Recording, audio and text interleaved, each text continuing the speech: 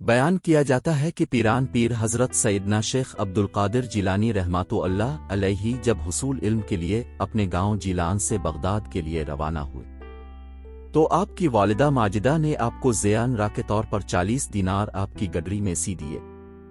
چلتے وقت اپنے لخت جگر کو نصیحت کی کہ بیٹا خواہ کیسی ہی مصیبت اور برے حالات تمہیں پیش آئیں، سچ کا دامن ہاتھ سے نہ چھوڑنا اور جھوٹ کے نزدیک بھی نہ جانا، کیونکہ راست گوئی 1000 عبادتوں کی ایک عبادت ہے۔ سعادت مند فرزند نے عرض کی کہ اے والدہ، میں صدق دل سے یہ عہد کرتا ہوں کہ آپ کی نصیحت پر ہمیشہ عمل کروں گا۔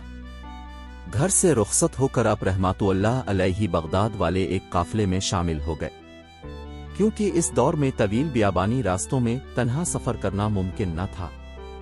اس نئے سفر میں ہمدان سے کچھ آگے قزاقوں کے ایک جتھے نے قافلے پر چھاپا مارا اور اہل قافلہ کا سب مال و اسباب لوٹ کر تقسیم کے لیے ایک جگہ جمع کر دیا۔ سیدنا حضرت شیخ عبدالقادر جیلانی رحمت اللہ علیہ ایک طرف چپ چاپ یہ دردناک نظارہ دیکھ رہے تھے کہ ایک ڈاکو آپ کی طرف بڑھا اور پوچھا، کیوں میاں تمہارے پاس بھی کچھ ہے؟ آپ نے فرمایا، ہاں میرے پاس 40 دینار ہے۔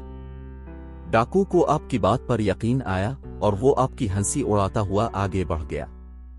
اتنے میں ایک دوسرا قزاق آپ کی طرف آیا اور آپ سے وہی سوال کیا۔ آپ نے اسے بھی یہی جواب دیا کہ میرے پاس 40 دینار ہے۔ آپ کی غریبانہ حالت کو دیکھ کر دوسرے ڈاکو نے بھی آپ کی بات ہنسی میں اڑا دی۔ ہوتے ہوتے یہ بات ڈاکوؤں میں پھیل گئی اور ان کے سردار احمد بدوئی کے کانوں میں بھی یہ بات جا پہنچی۔ اس نے حکم دیا کہ اس لڑکے کو میرے پاس لاؤ۔ ڈاکو آپ رحمت اللہ علیہ کو اپنے سردار کے سامنے لے گئے۔ سردار نے اب سے مخاطب ہو کر کہا، لڑکے سچ سچ بتا، تیرے پاس کیا ہے؟ حضرت نے بلا خوف اس بات کا جواب دیا، میں پہلے بھی تیرے 2 ساتھیوں کو یہ بتا چکا ہوں کہ میرے پاس 40 دینار ہے۔ اس نے پوچھا، اچھا کہاں ہے؟ حضرت نے فرمایا، میری بغل کے نیچے گدڑی میں سلے ہوئے ہے۔ سردار نے ایک ڈاکو کو حکم دیا کہ اس لڑکے کی تلاشی لو۔ چنانچہ اس نے آپ کی گدڑی ادھیڑ کر دیکھی تو اس میں واقعی 40 دینار نکل آئے۔ احمد بدوئی اور اس کے قزاق یہ دیکھ کر بہت حیران ہوئے۔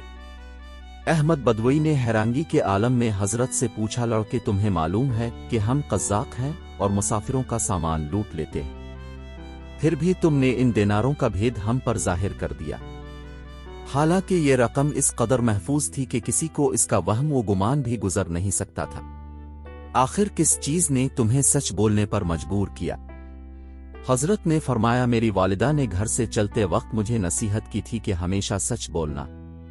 بھلا ان 40 دیناروں کی وجہ سے میں اپنی والدہ کی نصیحت کو کیوں فراموش کر دیتا اور اللہ تعالیٰ کو ناراض کر لیتا؟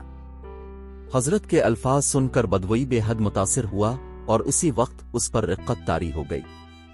ندامت کے آنسوؤں نے اس کے دل کی سیاہی کو دھو ڈالا اور اس نے آہ بھر کر کہا، اے بچے، تم پر خدا کی ہزاروں رحمتیں ہو کہ تم نے اپنے ماں کے عہد کا خیال رکھا، لیکن حیف ہے مجھ پر کہ میں نے اپنی ساری زندگی اپنے خالق کا عہد توڑتے گزار دی۔